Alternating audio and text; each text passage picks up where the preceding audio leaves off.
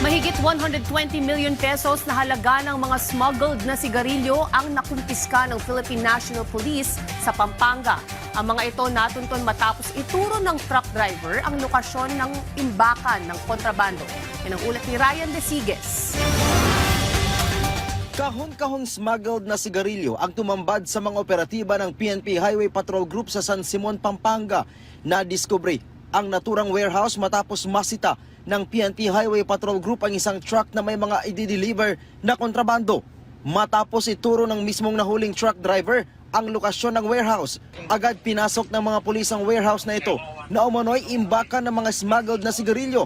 Ayon kay PNP HPG Director Police Brigadier General Hansel Marantan, bukod sa walang mga dokumento, ay patagurin naman ipinasok ang mga ito sa bansa.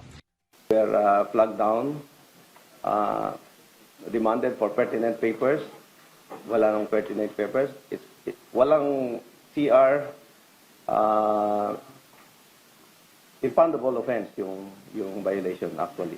Gumamit pa ng paleta ang mga suspect para subukang itago sa truck ang i-deliver nilang kahon-kahon na mga smuggled na sigarilyo. Sabi ng HPG, tinatayang nasa mahigit 120 million pesos ang halaga ng mga nasabat na kontrabando. Iniimbestigahan pa ng pulisya kung saan ito nanggaling at saan sa mga lugar balak itong ibagsak. Pero ang karaniwang ruta ng driver ay mula Batangas hanggang Pampanga. Voluntarily, the driver opened the closed truck, at it was concealed. Kinoncealed yan ng paleta. So, there's malice there already para hindi makita yung mga boxes doon.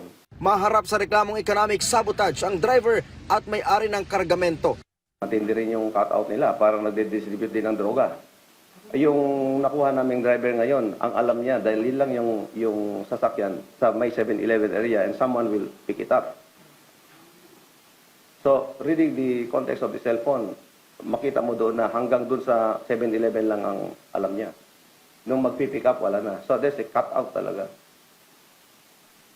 I think they have mastered the craft of delivery of bagging cigarettes. Sinusubukan pa naming kunin ang panig ng nahuling driver at ang may-ari ng warehouse.